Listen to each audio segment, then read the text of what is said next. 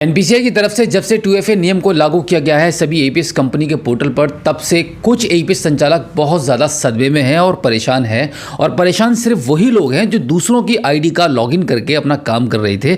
अब वो दूसरों की आईडी पर वो उतना बेनिफिट नहीं कर पा रहे हैं जितना वो पहले कर रहे थे। अब अगर आईडी किसी और के नाम पर है तो लॉगिन तो हो सकती है, बट उससे काम नहीं हो सकता, क्योंकि काम करने के लिए सबसे पहले आपको ई-केवाईसी करनी पड़ती है। और ई-केवाईसी करने के बाद जब आप किसी का भी ट्रांजैक्शन कर रहे हैं तो आपको फिंगर लगानी पड़ रही है। तो एक बहुत बड़ी समस्या उन लोगों के सामने आ गई है जो गलत तरीके से काम करते थे।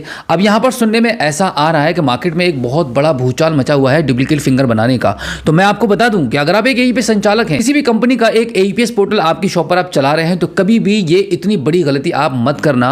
आप किसी की भी फिंगर को बनाकर आप अपनी शॉप पर नहीं रख सकते हैं। ये एक बहुत बड़ा इलीगल काम है। या अगर आप ये सोच रहे हैं कि आप शॉप पर नहीं बैठते हैं और आपके नाम से आईडी आपकी शॉप पर आपका लड़का चलाता है, या आपने आपकी शॉप पर एक एम्प्लॉय रखा हुआ है, वो आपकी आईडी को ऑपरेट करता है, लेकिन आप मौजूद नहीं रहते हैं, तो आप ट्रांजैक्शन कैसे कर पाएंगे? तो आपके मन में, आपके दिमाग में एक सवाल चल रहा है कि भाई क्यों ना मैं अपनी एक डुप्लीकेट फिंगर बनवा लेता हूं, जिसको क्लोन फिंगर भी बोलते हैं, कि वो बनवाकर मैं अपनी शॉप पर रख लेता हूं और हमारा जो एम्प्लॉय है, जो लड़का है, वो हमारी शॉप पर बैठकर आसानी से ट्रांजैक्शन करता रहेगा। मैं आपको बता दूं कि इतनी बड़ी गलती आपको बिल्कुल भी नहीं करनी है। भले ही आप अपनी खुद की फिंगर बना रहे हैं, ये कभी भी आपको गलत काम नहीं करना है, क्योंकि अगर आप ऐसा करेंगे तो आपका ही नुकसान होगा। कभी भी आपके खाते से पैसे भी गायब हो सकते हैं, क्योंकि आप किसी पर भी इतना ज्यादा भरोसा नहीं कर सकते।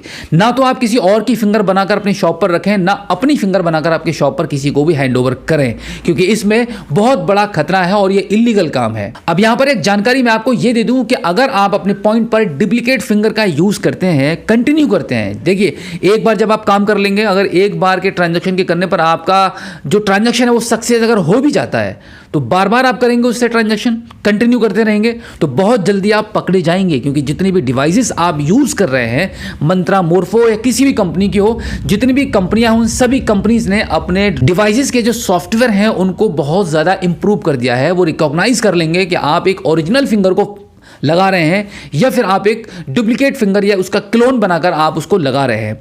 तो जैसे ही आपकी एईपीएस आईडी के माध्यम से आप जिस कंपनी की आईडी को यूज कर रहे हैं, वो कंपनी आपको अगर पकड़ लेती है किसी भी एक डुप्लीकेट फिंगर को यूज करते हुए, तो आप पर भारी पेनल्टी लगेगी। और साथ ही साथ में यह भी माना जाएगा कि अब तक आप जो भी आपने काम किया है, जितना भी टर्नओवर आप अपनी एईपीएस आईडी के माध्यम से आज तक कर चुके हैं, जब से ये आईडी बनी है तब से अब तक आपका वो सारा का सारा बिजनेस एज अ फ्रॉड माना जाएगा। और इसका सबसे बड़ा नुकसान ये होगा कि आपका आधार कार्ड और पैन कार्ड एनपीसीआई के सर्वर पर ब्लॉक कर दिया जाएगा और लाइफ में आपके आधार कार्ड और पैन कार्ड से ना तो आपको किसी भी कंपनी की एईपीएस आईडी मिलेगी और ना ही किसी भी बैंक के आप कभी भी बीसी बन सकते हैं। लेकिन आज आपको लगेगा कि आप अपना समय बचा रहे हैं, आप कोई किसी दूसरे काम में लगे हुए हैं और साथ ही साथ में आपका ये भी काम चलता रहेगा।